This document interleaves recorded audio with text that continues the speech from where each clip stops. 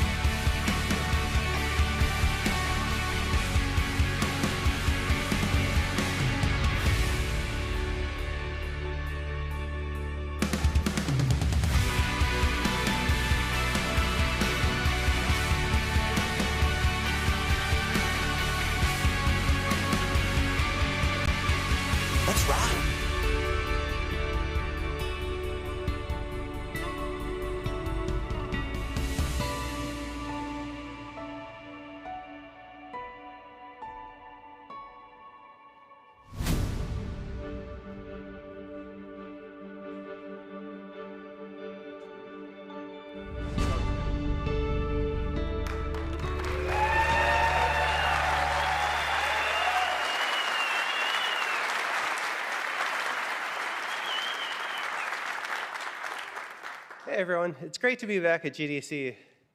You know, back in 2020, as the pandemic was ramping up, we were the last major company to drop out of GDC. We were the first to go all remote, and then we headed into the pandemic. It was a completely crazy time with thousands of people working from around their homes, but the company thrived.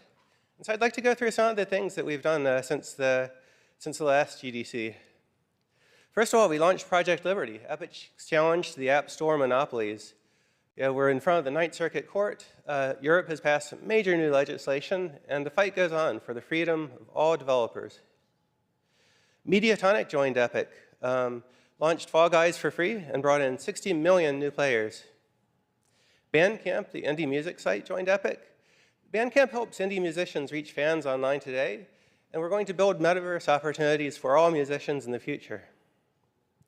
Fortnite thrived during this time. We launched 2 major chapters, lots of seasons, and brought the Fortnite audience up to 500 million player accounts. Travis Scott launched the Astronomical concert into Fortnite. Ariana Grande launched the Rift Tour. And so overall, Fortnite had a really great time with tons and tons of players enjoying and the world constantly evolving. But we also learned some hard lessons. Epic entered into a massive settlement with the FTC. And it really brought home to us and to the whole industry that kids in technology are a pressing topic for all developers to take seriously, and that the expectations of regulators here in the United States and around the world are much higher than ever before. And so we've done a lot over the past few years to improve things. We've added huge sets of new parental controls into Fortnite and the Epic Games Store, and new child safety features like cabined accounts. And being Epic, when we solve a problem for ourselves, we like to bring it to all other developers so they can benefit from the work. And to that end, Super Awesome joined Epic. Super Awesome makes verifiable parental consent tools that are available to all developers for free, so it becomes much easier to comply with all of the regulatory laws around children's access to games worldwide. We also launched Unreal Engine 5 into early access during the pandemic. We went through a year, yes.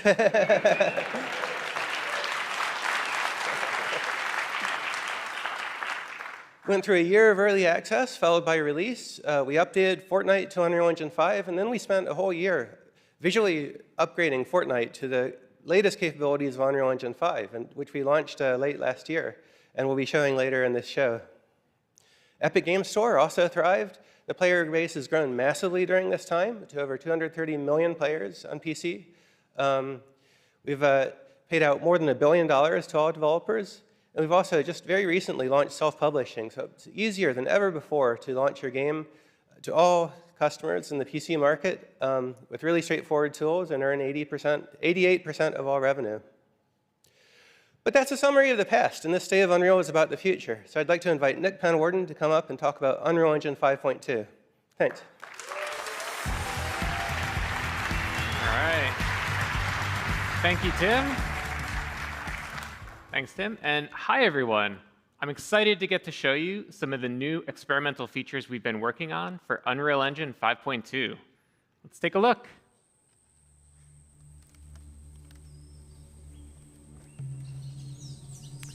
All right, so last year, we added several new features to the engine to support foliage rendering, and the Fortnite team used those features to ship Battle Royale Chapter 4. At the same time, Jacob over there and the team at Quixel were experimenting with what's possible for photoreal foliage environments, as well as testing out the latest functionality that we've been building for Unreal Engine. So, Jacob's here with us today in the Unreal Editor. Let's explore the environment. And what better way to do that than off-roading? And what better way to off-road than in a Rivian R1T? Now, Rivian uses Unreal to power their instrument cluster, including 3D visualization of their vehicles. So we worked with them to bring the R1T to life in this experience. Let's head on out, Jacob. Sure thing, on my way. All right. So we're building tools for interactive and dynamic worlds. So here we have chaos physics simulating rocks that tumble as we drive over them, leaves bend out of the way, and we also added some real-time fluid simulation.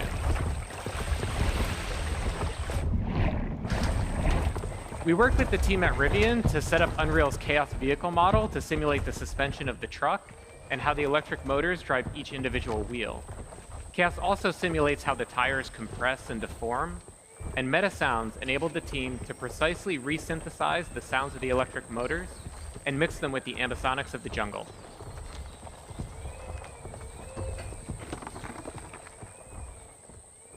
So Rivian provided us with a highly detailed model of the truck, about 71 million polygons that we're able to render in real time thanks to Nanite.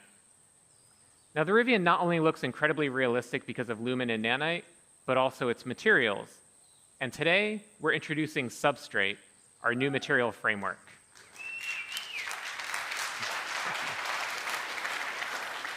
And to better demonstrate it, let's swap the paint out for Opal. Now, of course, you can't order a Rivian with Opal body panels, but Opal was the internal code name for this project, and also a really great demonstration of Substrate's capabilities. The base layer models the iridescence, refraction, and reflections that occur inside of an Opal. And on top of that is a layer representing the polished surface and how light is absorbed as it travels through that clear layer of varying depths. And now we can add back on the dust and dirt layers.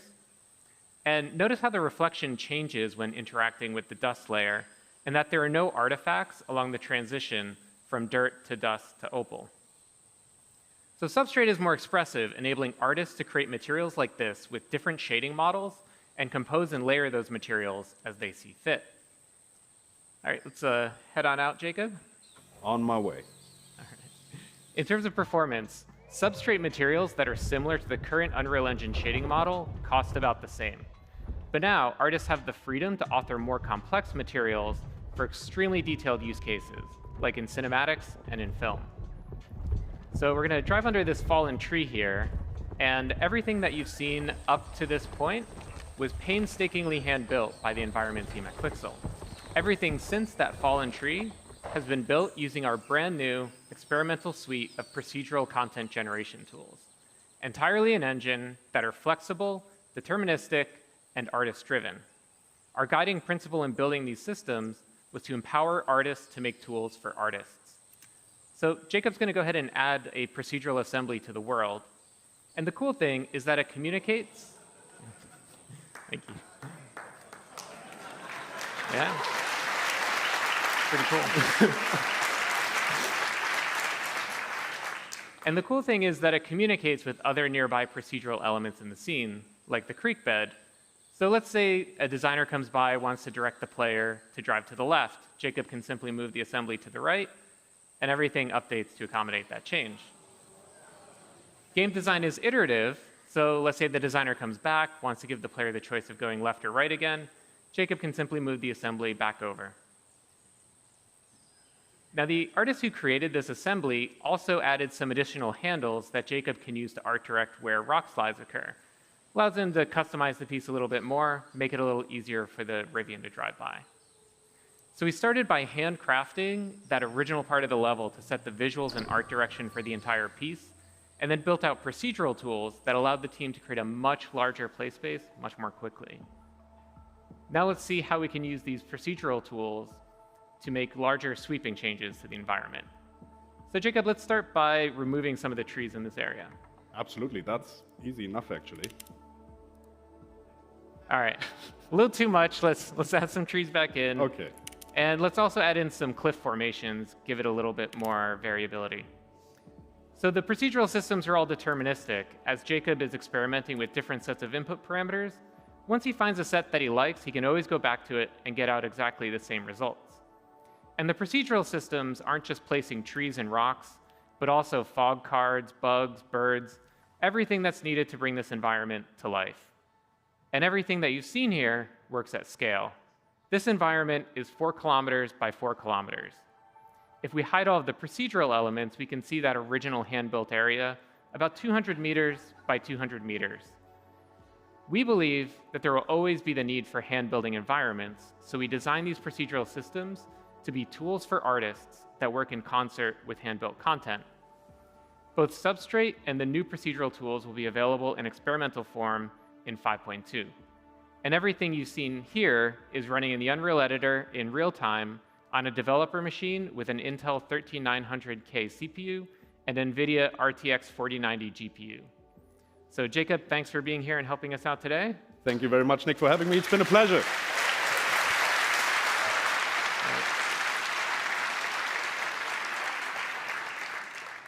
All right, so come visit us at the Unreal Engine booth on the expo floor. You can check out this demo for yourself.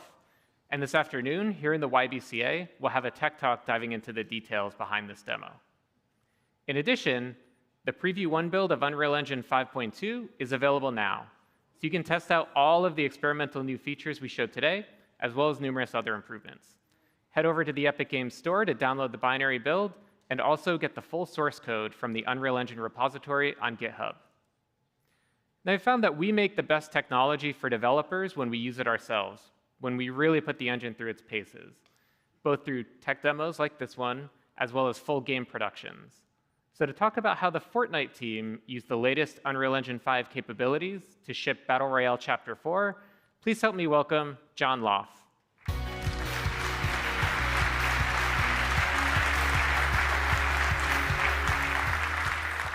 Thanks, Nick. For Chapter 4, we wanted to show Fortnite in a way players had never seen before. We upgraded with broad strokes, using Lumen, Nanite, and other UE5 tech. We worked directly with the engine team to improve these features and ensure they scaled on all platforms Fortnite ships on. First up was lighting.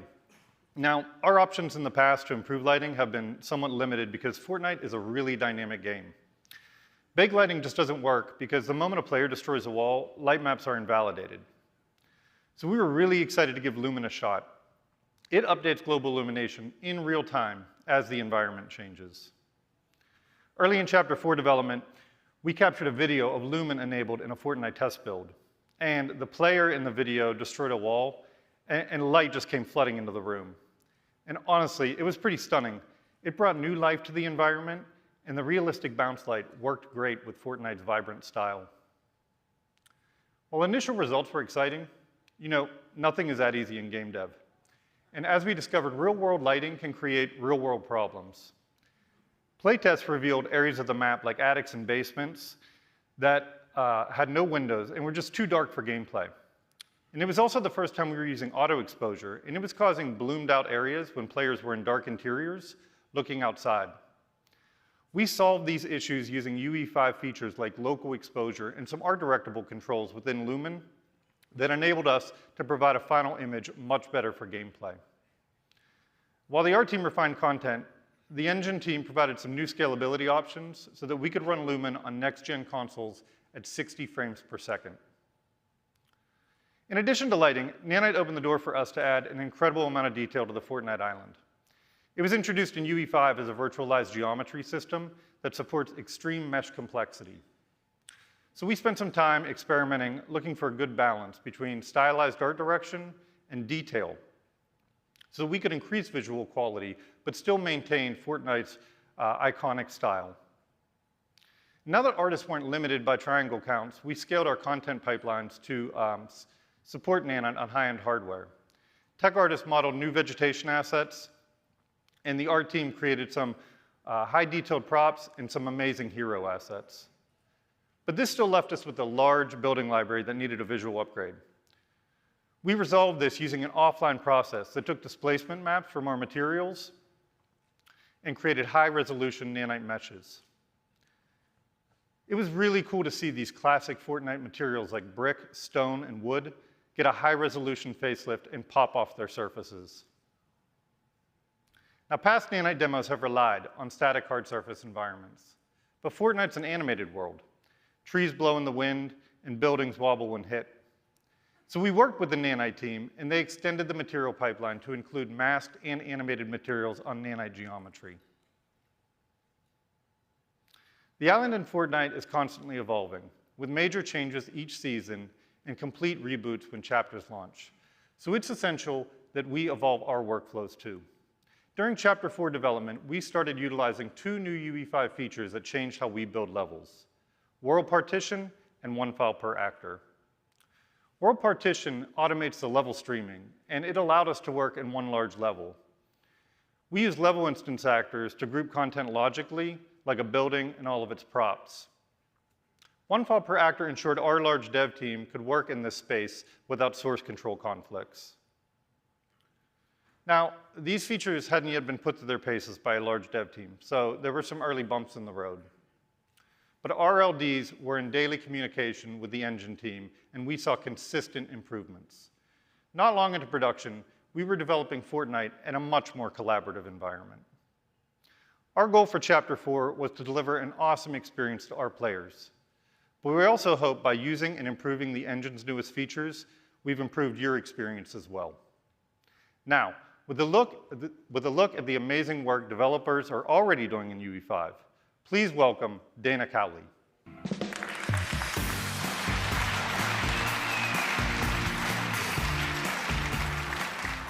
Now, even when you have great tools and amazing content at your fingertips, making games is hard, and it gets even trickier when you're trying to ship while you're upgrading your features.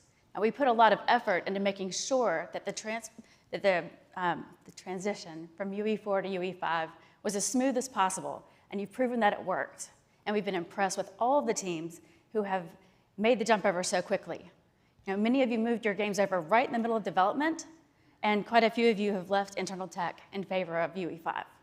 And as of last month, 77% of all Unreal Engine users are on UE5, and that's rapid adoption en masse. And over 750,000 of you are actively building with Unreal Engine each and every month. You've invested in us, and we're investing in you.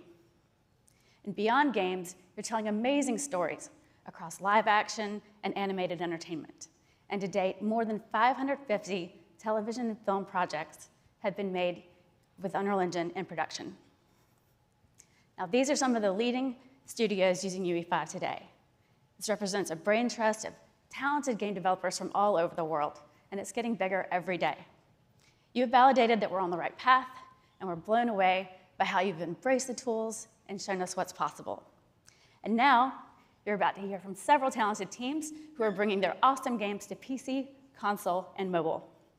First up, we have Qubit Studios, a small team whose game Infinitesimals has not only received an Epic Mega Grant, but it's also coming to the Epic Games Store with the help of Epic Games Publishing. Here to give you an exclusive new look is Michael Forjard. Thank you, Dana. Hi, everyone. I was invited here today to share our story with you. Qubit Studios is a small studio from Europe, and we have one mission: to bring the world of Infinitesimals to life. In our first game, you play as Captain Okni Rodin-Rake, as he and his crew explore a mysterious planet filled with lush environments. Now, a universe is already big at our scale, but when your main character is only a few millimeters tall, it takes on a whole new meaning. As a studio, we have big ideas. As a small team, we need to make choices. And that's where switching from UE4 to UE5 made a big difference for us. It has empowered us by giving us time back. Let me take you through a few examples. As Okni is very small, we want players to truly feel his sense of scale by having a large space to explore. By using world partition in UE5, we managed to save months of dev time. Not just because of the size of the world, but also because we can build on top of it. It allowed us to spatialize a lot of systems very quickly. And with the built-in HLOD, we get strong runtime performance while being able to load the entire world visually in editor. A large world is great, but it doesn't do us any good if it's empty. And that's where the new packed actors and level instances came in handy. A level designer can use prefabs to quickly prototype ideas, while artists can refine those prefabs in editor by assembling assets together. And with one file per actor, it all happens in parallel. On the animation side, motion warping allows us to use a single animation for a large range of situations. And with Control Rig, we can quickly create those first-pass animations in editor. But the most outstanding features are Nanite and Lumen. We don't need to spend time on topology optimization and can directly use high poly meshes. Lighting is more realistic, and we don't have to use tricks for transition between exterior and interior. All in all, working with UE5 has been a tremendous time saver for us, and upgrading from UE4 was surprisingly easy. We were up and running in a couple of days. We can now iterate more quickly, focus on gameplay, and allocate time to riskier ideas. But enough talking. Go on the Epic Games Store and wishlist the game now. Thank you, everyone. Enjoy the rest of the show. Your team has built a beautiful game, Michael. Fantastic work. Now, our next partner is one that needs little introduction. Kabam develops and publishes world-class, highly social, multiplayer mobile games. And today, they are here to make a special announcement. Please join me in welcoming Vice President of Product, Tyler Black.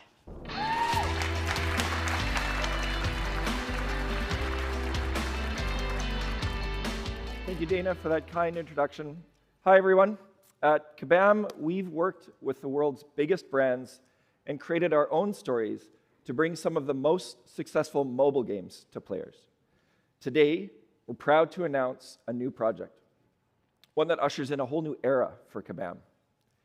King Arthur: Legends Rise.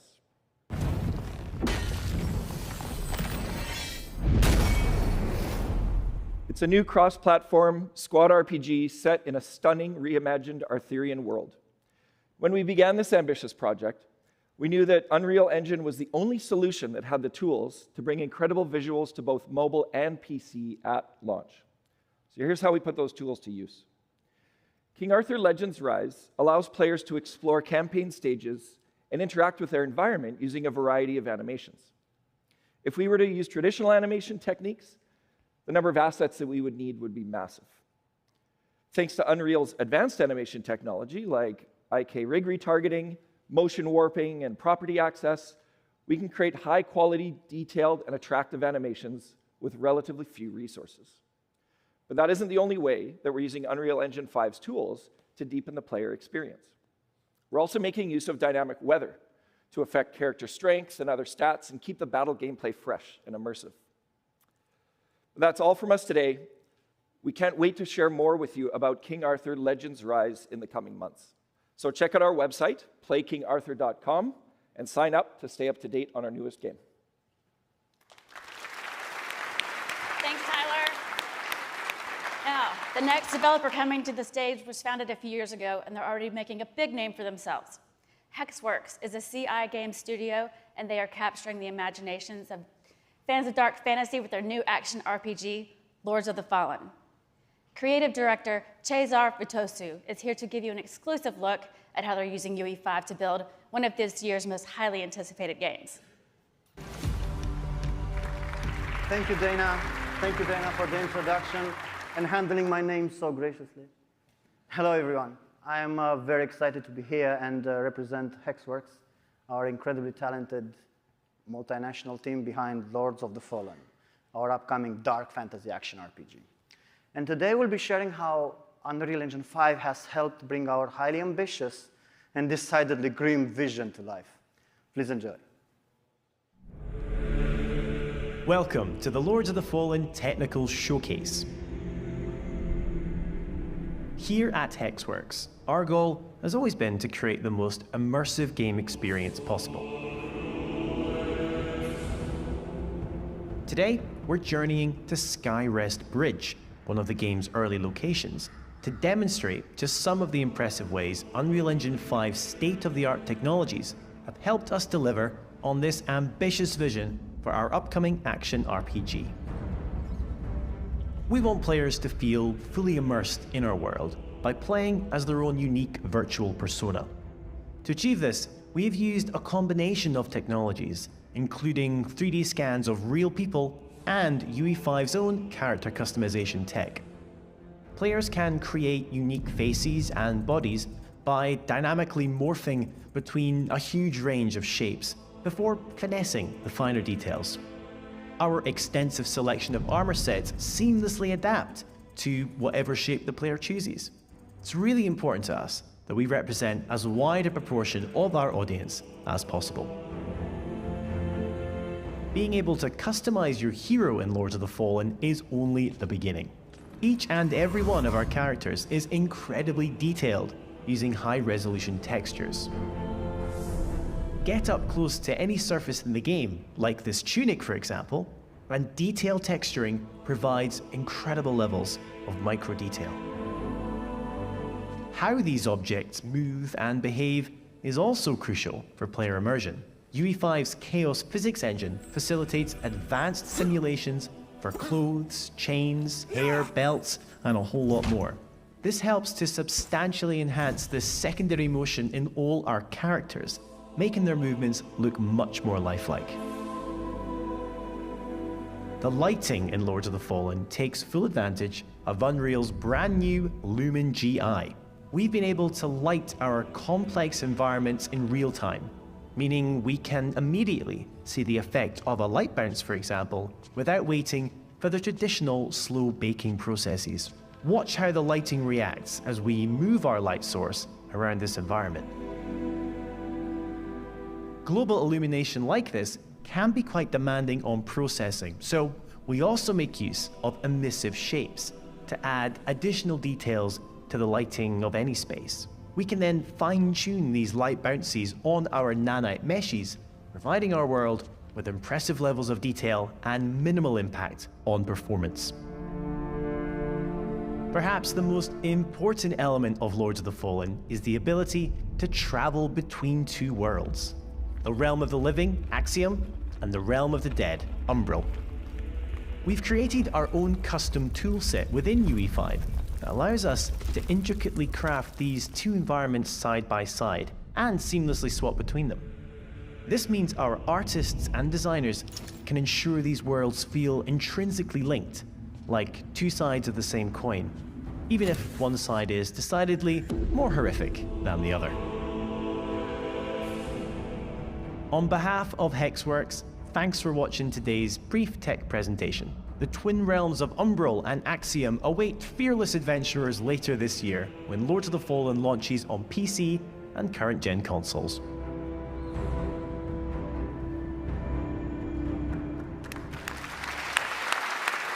Looking awesome, thank you. This next team is known for making some of the world's most popular MMORPGs. And recently, they've been pushing the boundaries of cinematic storytelling, and the results speak for themselves. Here with more is NCSoft's Chief Strategy Officer, Dr. Song-Yi Yoon.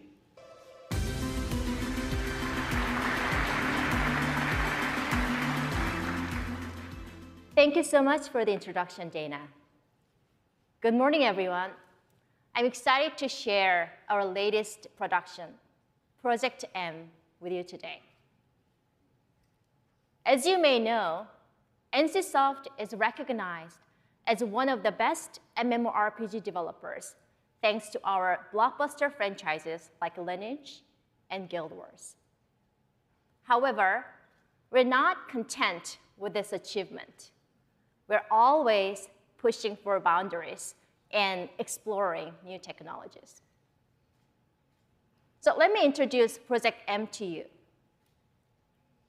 It is our latest innovation, harnessing the power of cutting-edge AI and graphics technology to an unprecedented level.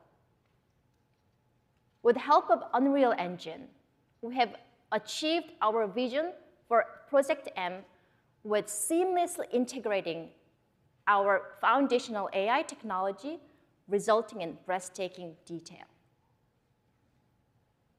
So to give you a sneak peek, we have prepared a video featuring our CEO and Chief Creative Officer, TJ, who will personally guide you through our newest creation as a digital version of himself.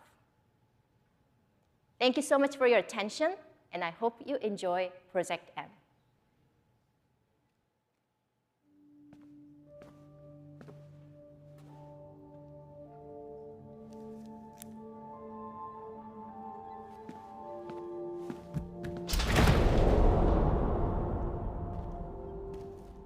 Project M is one of NCSoft's most ambitious projects to date.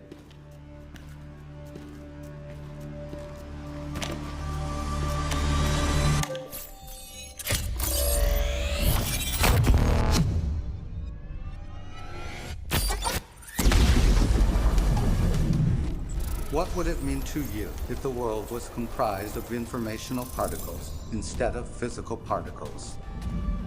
Oh, I got a little ahead of myself. I am TJ Kemp from NCSoft. Welcome to Project M.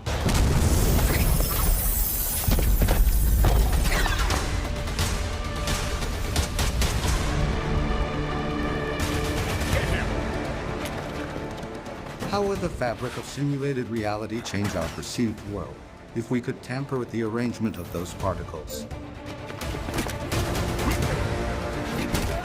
This very idea is what sparked Project M.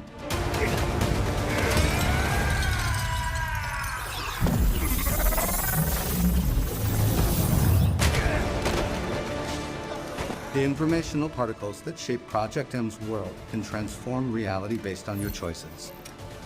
And each choice you make will change your experience.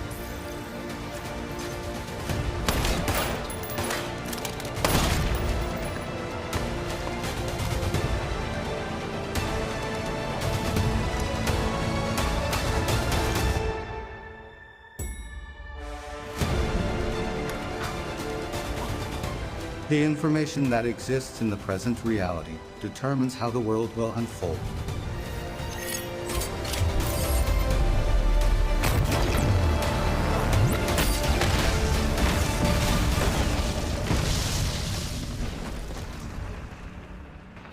Value every encounter and every moment.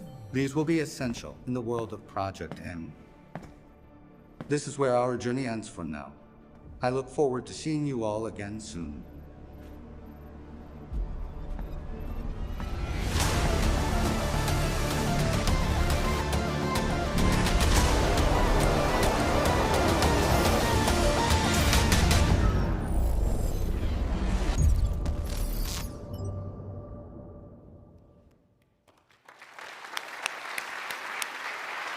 Thank you, Dr. Yin. Project M is looking amazing, and it's unlike anything we've seen. And thanks to all the teams that have given us a new look at your incredible games.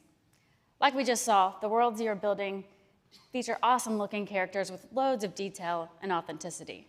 And our team understands that believable digital humans are at the heart of great storytelling. And for more on that, I'm happy to hand it over to our CTO, Kim Libreri.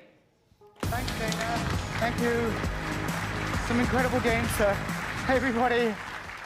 Wow, it's great to be back after 4 years. It's good to see you all. So, it's been 2 years since we released Metahuman Creator. This cloud-hosted tool allows you to create photorealistic digital humans for your game or experience with the simplicity of an RPG character creator, yet with a level of realism and customization that you've never seen before. Our community has created millions of metahumans for their Unreal projects, and the work we've seen has been unbelievably breathtaking. And I'm sure a bunch of you in the audience are actually making metahumans as well. Let's take a look at some of this work.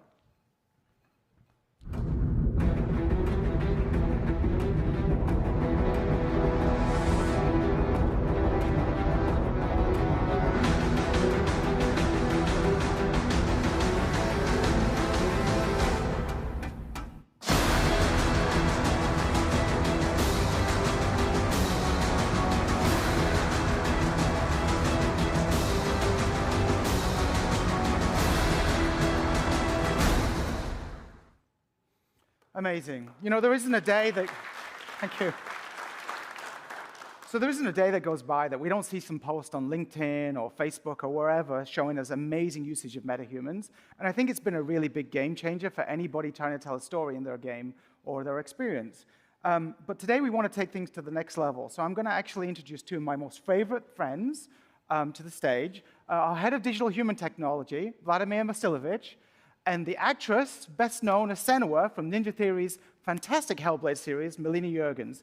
How are you both doing? We're good, thank you. It's been a while since we were last on this stage. In fact, I think it was 7 years ago that we went through this ordeal. That's a long time ago. A little bit of PTSD triggering there. But it was the first time we all came together, Ninja Theory, Epic, Cubic Motion, 3Lateral, to do something that we thought would wow audiences here and sort of set a template for the future of using characters in games.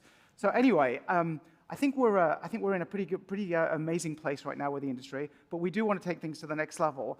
And what I want to do a little bit about is how's things going at Ninja Theory? How's the new game going? Yeah, the team and I are doing really good, and we're just extremely busy working on the follow-up to the first Hellblade, which will be called Senua's Saga Hellblade 2. I can't wait. The first game was fantastic. Thank you. I really can't wait to play it, so get it out soon. Anyway, I'm going to leave the stage and let these two take over. Go and blow people's minds. Thank See you, later. Kim. Hi, everyone. Our guiding vision for Metahuman has been the democratization of complex character technologies, allowing you to work faster and see the results immediately.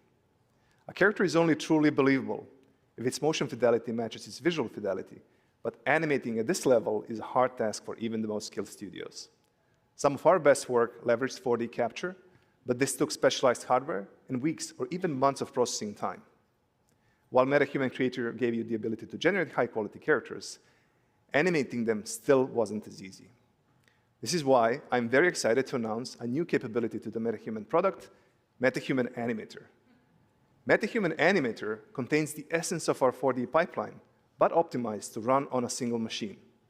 It is able to use iPhone, as well as stereo professional systems, and today, we're going to demonstrate how it works. For this, we're going to need Mel, our technician John Cook, and just the phone. Mel, can you take your position, please? Sure.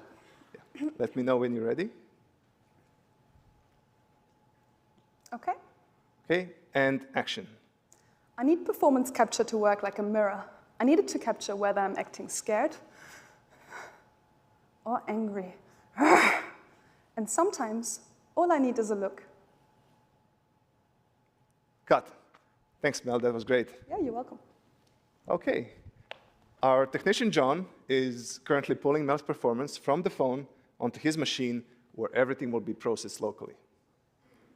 We have updated our Live Link Face mobile app to capture all data at the best resolution possible with the device. Metahuman Animator uses video and depth data to convert this data into high-fidelity performance animation, and it can even use audio to produce convincing tongue animation. John is currently scrubbing through the take to pick the section that he wants to process. John, are we all good with the data? Awesome. So from now on, it's just a single button click to kick off the processing, which for a performance of this length will take less than a minute to convert into animation. So Mel, while that is processing, let me show you something else. Yeah. Oh, is that me? Yeah, this is what we refer to as your Metahuman DNA. Cool. And this is generated by the capture we made earlier, right? Yeah, that's right. So from only 3 frames of video and depth data, we can generate a rig that predicts all of your facial expressions in just a couple of minutes. Wow. And do you only need to do this once for each actor? Yes, that's right. It calibrates the solver to your face so that we can produce the performance in a way that faithfully reproduces your original performance. That sounds cool. Yeah. So let's check back on the processing, which today is on the latest CPU and GPU hardware from AMD. Metahuman Animator uses a custom epic facial solver and landmark detector.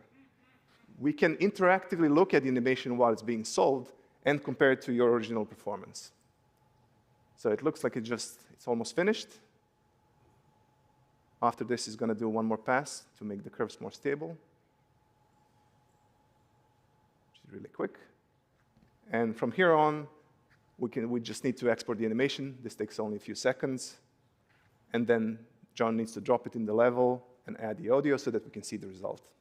So Mel's Metahuman should now be ready in the level. Mel, you excited to see the results? Yeah, can't wait to see it. I need performance capture to work like a mirror. I need it to capture whether I'm acting scared or angry. And sometimes, all I need is a look.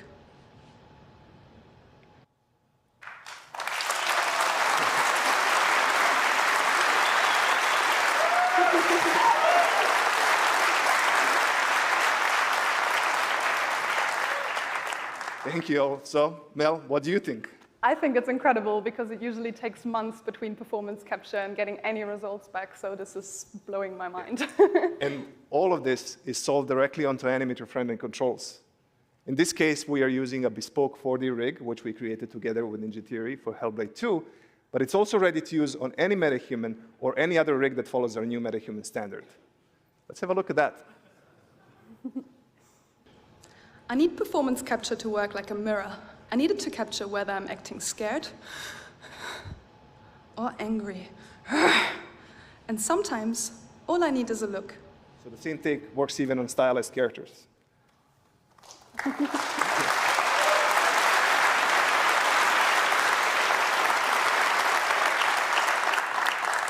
Thank you all.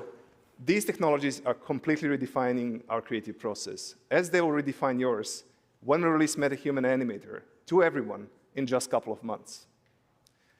We've got one more thing we'd like to show you. We haven't forgotten about the needs for full performance capture shoots. What you're about to see is animation that has not been polished or edited in any way, and it took Metahuman Animator just minutes to process start to finish. Yeah, so here's one of my favorite lines from Ninja Theory's upcoming game, Senua's Saga Hellblade 2, and I really hope you enjoy it and the rest of the show. Thank you very much. Thank you.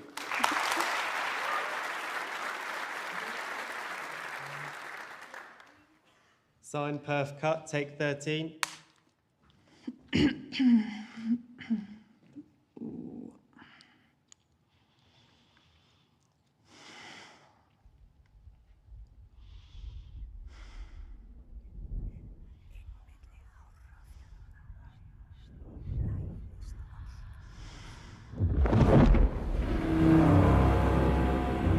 I see through your darkness now. I see through your lies. I will show them how to see as I do. I will not appease your gods. I will destroy them.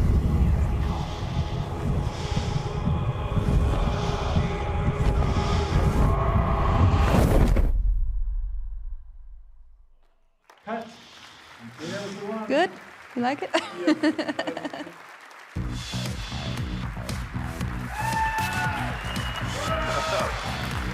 Man, was that cool. All right, let's talk about the future of our creator marketplaces. We all know one of the biggest challenges in game development is the time and cost associated with making great art and visually stunning environments. Now, we've seen that by giving you access to high-quality, game-ready assets like Quixel Megascans, world building can be faster, more efficient, and more economical. The resulting explosion of creativity that we've seen from our Unreal Engine developer community has been awesome. In fact, it's inspired us to double down on a mission that started several years ago.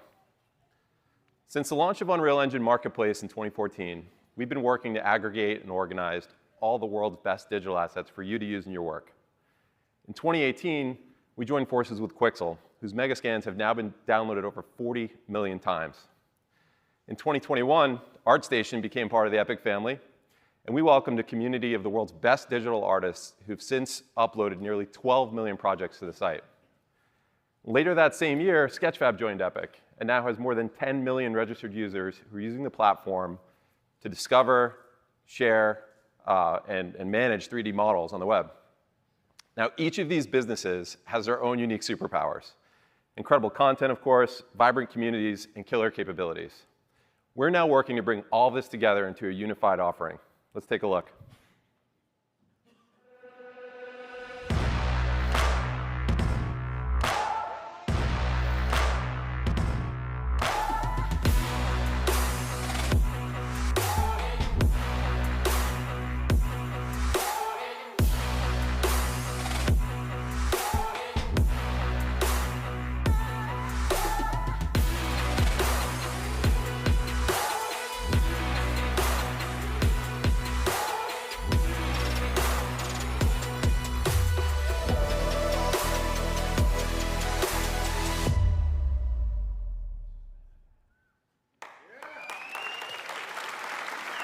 Later this year, we'll be merging our content offerings into a new unified creator marketplace called Fab.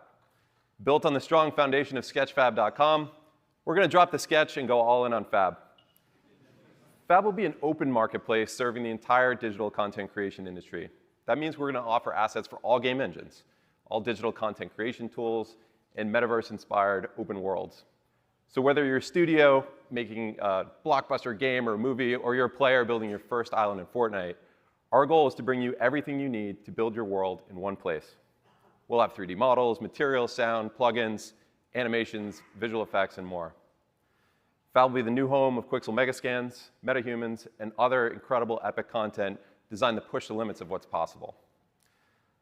We'll also bring you the high-quality assets and environment packs from leading art studios, AAA game developers, media companies, and even musicians who are taking fan engagement to the next level.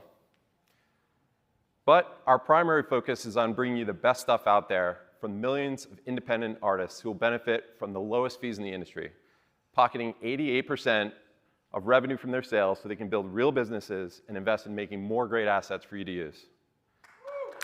That's right. Now, with millions of assets, we have to make it super simple for you to find what you're looking for and get inspired along the way. We'll leverage automated tagging to consistently and accurately describe content, and we'll give you the ability to inspect 3D models before you download, making it easy to understand the game readiness of an asset so there are no surprises. Building on the success of Quixel Bridge, the Fab plugin will enable you to search, discover, drag and drop content right into your scene without leaving the game editor. We want to improve your workflows by connecting Fab to all industry-leading digital content creation tools. For example, our partnership with Adobe will make it easy for you to export and publish models from Adobe Substance Painter directly to Fab. Finally, leveraging Sketchfab's digital asset management capabilities, Fab will be the place where you go to store, manage, and share assets either privately with teammates for collaboration or publicly on the web to showcase your work. And with collaboration tools like this, we want to help small teams do big things. Now, it's no longer just major studios who are driving our industry forward. World building has become accessible to everyone. And we're seeing this today with tens of millions of new creators building awesome experiences in Fortnite, Roblox, Minecraft, and other open worlds. This is increasing the demand for ready-to-use content, and it's creating an exciting new opportunity for asset creators to reach massive new audiences. We believe an open and fair marketplace where artists and developers can come together to buy and sell assets is essential to the creation of the emerging metaverse. Now, we're going to keep you posted over the course of the next several months as this rolls out, and we're looking forward to partnering with you all to make this an industry-wide success. And now, please welcome Sax Pearson.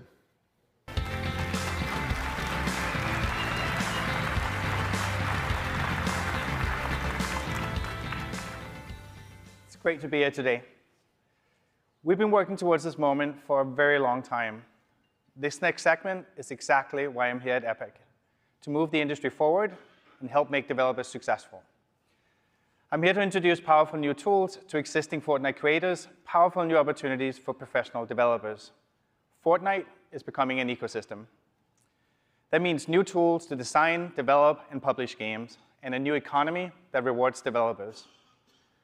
These updates bring us one step closer to Epic's vision of a connected metaverse where billions of players enjoy high-quality creations made by millions of developers.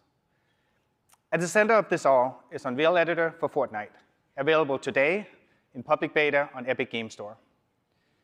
It's a new PC application that brings the power of Unreal Engine to the scale of the Fortnite audience, deeply integrated with the game with new workflows that allow PC and all other platforms to create together fast and fluid. We call it UEFN for short. But first, let's talk about how we got here. Fortnite changed when we released Fortnite Creative 4 years ago. Creative is an in-game toolkit for players to make sandbox games inside Fortnite. And because of Creative, Fortnite is already much more than a game. It's already a place where players find games and developers find players. But why should you develop in Fortnite? Well, our players are highly social, content hungry, with over 500 million player accounts, massive PC presence, and the largest console player base. It's the best, most vibrant place for developers to find an audience quickly and publish new games. Islands built using creative tools already account for roughly 40% of playtime in Fortnite. That's billions of hours a year, and we expect that number to keep growing with UEFN. So this is a sample of games in Fortnite today. What we have noticed is that players are more engaged, they have more fun when they play Epic's own games like Battle Royale and community games made by creators like you. Like, the combination is what makes Fortnite special and what is going to help us all grow. As we've shown in Unreal Engine, Epic's mission is to deliver an awesome suite of tools for developers. Unreal Editor for Fortnite is for experienced game developers, like many of you in this room, but it's also for the growing community of Fortnite Island creators that are ready for Unreal Engine's proven PC editor workflow. As you're going to see in the demo coming up, UEFN and the existing creative toolkit is already a great combo for developer and Fortnite creator teams to make incredible experiences. Of course, our long-term goal is to make the entire feature set of Unreal Engine, or bring the entire feature set of Unreal Engine to UEFN, but also over time to expose many of the other services that Epic offers. Bill just announced Fab. Fab is launching today also inside UEFN in an alpha version. And products like Metahuman will be coming to UEFN in the future to support your creative vision. For the next stage of Fortnite, and ultimately the open metaverse, we also need brand new tools that solve really hard problems. Interoperability, scalability, and resilience are real issues when you operate at this scale and expect this level of durability. This is what led us to develop Verse. It's a powerful new general programming language designed specifically for this purpose. You're going to see us use it in the demo in just a moment. The second thing we're working towards is high interoperability between UEFN and Unreal Engine that will enable you to take your work anywhere. And by the way, behind me is the new creator portal, also launching today, where you can manage all your islands, one-click publish them to the world, and when you publish to UEFN, your original IP and your assets are yours to take anywhere. Now let's take a closer look at UEFN features and workflows. We put together a short video, and then we're going to do a demo. Thank you. Let's start with the basics. Unreal Editor for Fortnite runs on PC and is integrated directly with Fortnite, so you have access to over 4 years of content, all for free, to get you started. What's special about UEFN is what we call Live Edit. Live Edit allows anyone on your team to join a UEFN session from any platform that runs Fortnite. That means someone can join from a console using the normal Fortnite client, and they're able to work alongside and collaborate with PC users. UEFN has access to all Fortnite creative devices, our modular gameplay systems that work in the in-game editor. This allows you to instantly add gameplay and quickly bootstrap your game from the hundreds of gameplay devices already available. The UEFN beta has many of the same features we use to create Fortnite, including the landscape editing toolset. You can edit the landscape to change the look of your island, or make sweeping changes to create something completely new, and then quickly play it in-game to check out the results. So even though you have access to tons of Fortnite content, with UEFN you can make content that looks nothing like Fortnite. This is a section from Forest Guardian, a tech demo built in UEFN that we are launching today. A big feature of UEFN is the ability to import your own custom assets, so we used a few 3D models, textures, and materials that we built just for the project. And all the lighting in the cave was made possible thanks to Lumen, our real-time global illumination system. You can also find more content like Quixel Megascans and Sketchfab models in our initial alpha release of the Fab plugin for UEFN. All assets are curated and optimized for use in Fortnite, and the full version of Fab will launch later this year. You can also create and modify materials, so you can change the look and feel of objects easily. And you can import skeletal meshes, and then animate using Sequencer and Control Rig. Everything you've just seen is available today in the public beta version of Unreal Editor for Fortnite.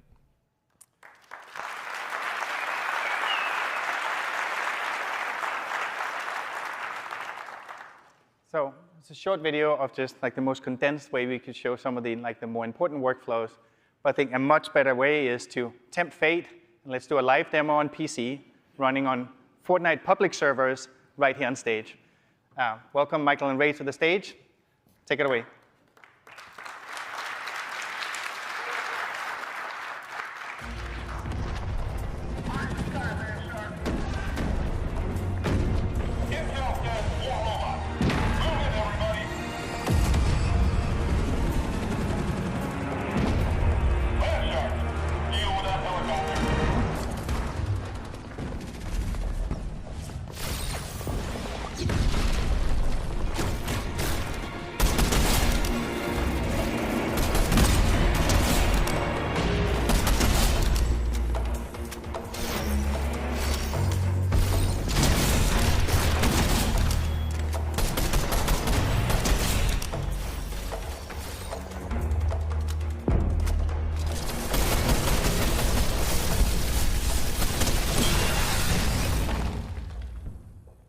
I'm glad that went well.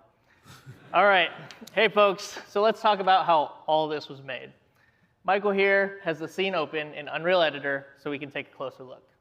For the environment, we built this level using Quixel Megascan assets, many of which are available in the Fab UEFN plugin. We also used custom content that we built just for this demo.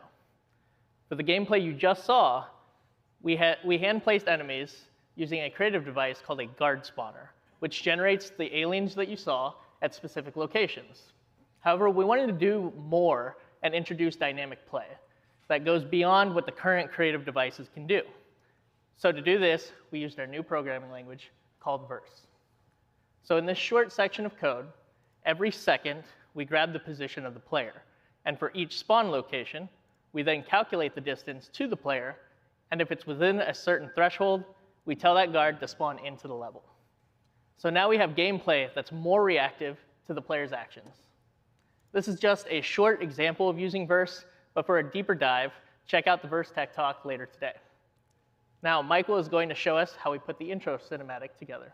Hi, everybody. So before the gameplay section, we played this quick cinematic animation. This was actually created entirely in UEFN using Sequencer. Sequencer is our multi-track editor, and it's been used in everything from in-game cinematics to Hollywood feature films. So let's take a look. Now all of this stuff is available right inside UEFN. So let's take a look at this last shot from a slightly different perspective. So the other thing we featured in this section was a bunch of Niagara. Niagara is now available in UEFN, and it's our high-end VFX system. So, and just like in the movies, you can frame up shots and have great effects. So what we're going to do here is just set this up. So just like in the movies, you have slow-mo too. Makes everything better, right? So these are just a sampling of some of the stuff that you can do inside Sequencer. But let's get back to the game. All right, so now that we're back in the game, in UEFN, you have access to Fortnite's time of day system. Or you could use what we did and do what we did and use a completely custom lighting solution. And thanks to Lumen, both daytime and nighttime look great. Now, let's go to the final gameplay section and let's close out the demo. But as a reminder, everything that you're seeing here was created in the same version of UEFN that we're releasing today. I think I'm going to jump in here and help you, Ray. I'm all for that.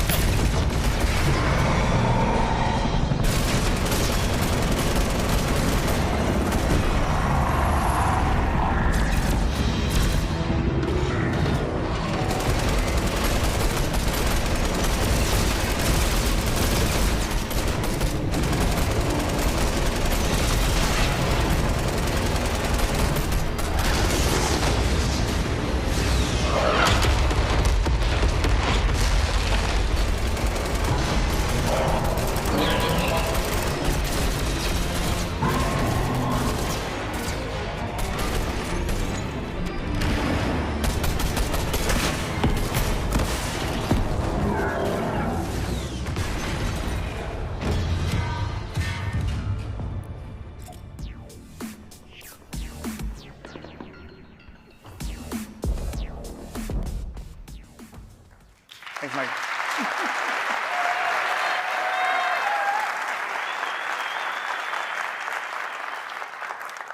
Thanks, Michael and Ray, everybody that put this together.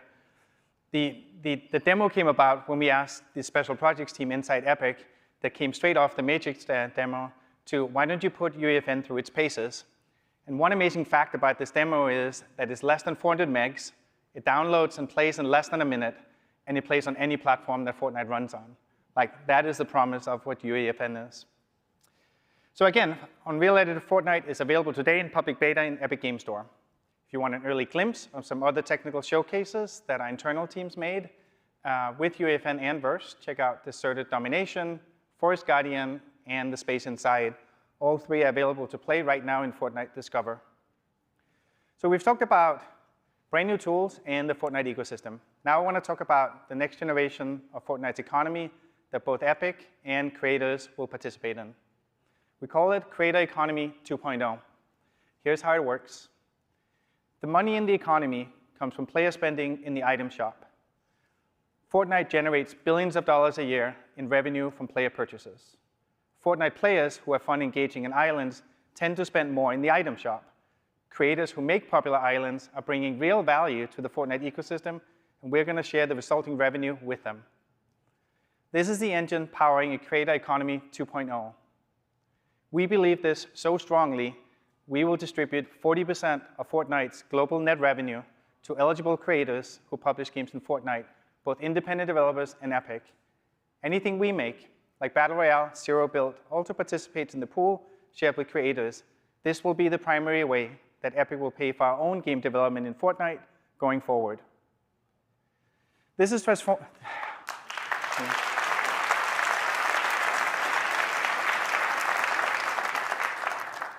I'm glad you feel it's a big deal, that I feel it's a big deal too.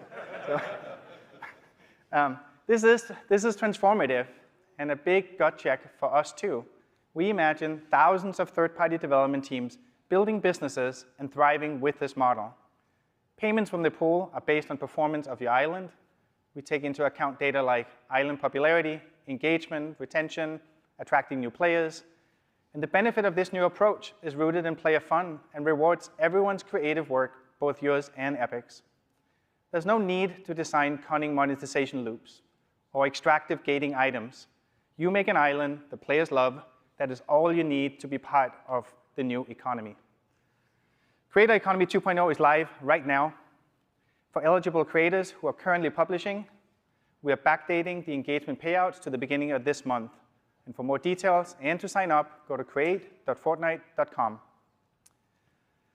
Everything you've seen today represents Epic's biggest bet ever. The release of advanced tools that publish directly into Fortnite on PC, console, mobile, and cloud, lowering the barrier for developers to be part of one of the biggest entertainment ecosystems. We welcome anyone to join us in the future, where original content is owned by its creators, where developer earnings are a function of fun, and where ecosystem can be directly linked through community language standards like Verse. So to support developers who adopt UEFN, we're broadening the Epic Mega Grants program to help teams bootstrap projects that use UEFN and Verse. We're just getting started, and we hope that you'll join us and help shape the future of development. Now we're going to give you a look at what UEFN can do right inside Fortnite. After the video, Tim is going to come back out to talk about Epic's future vision. Thank you very much.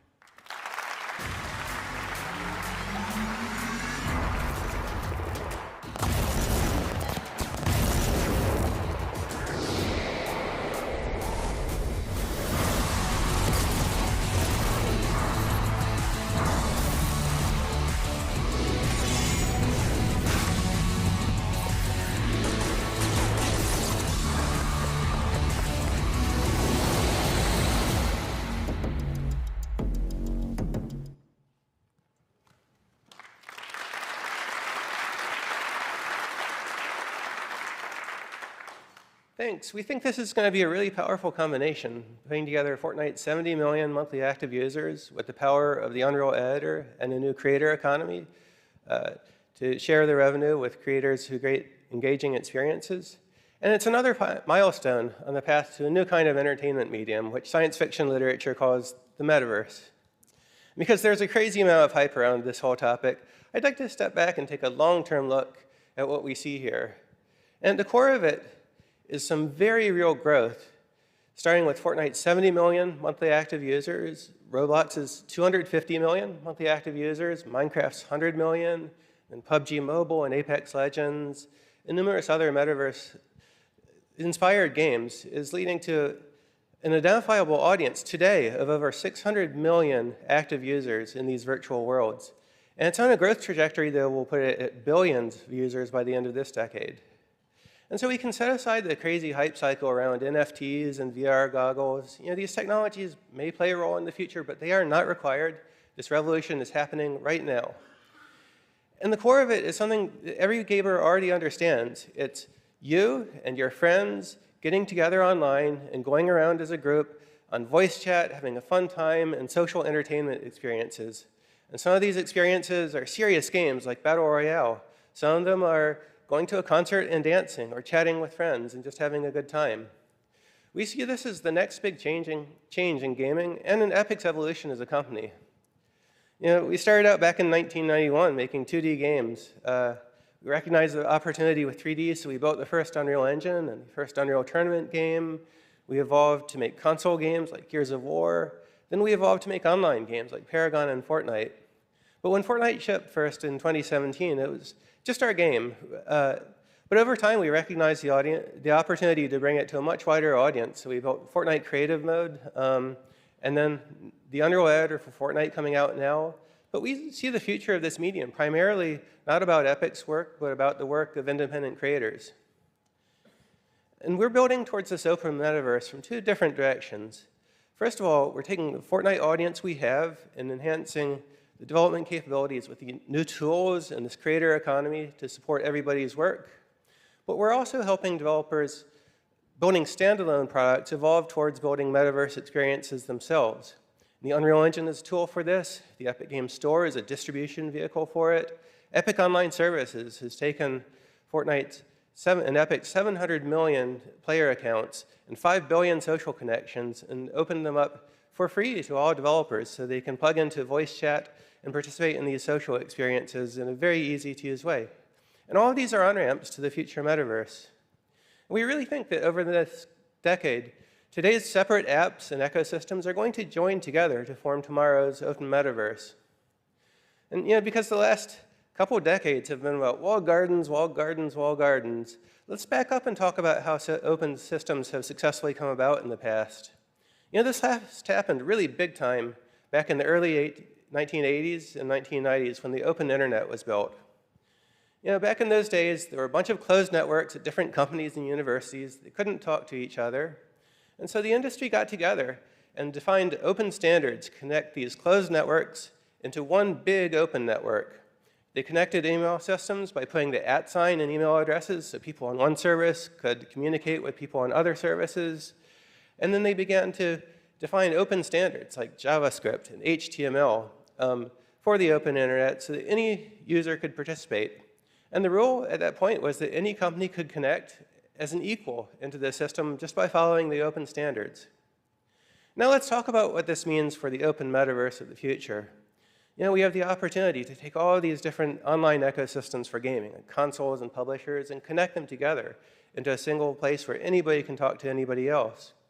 We have the opportunity to turn today's game engines into tomorrow's metaverse browser engines.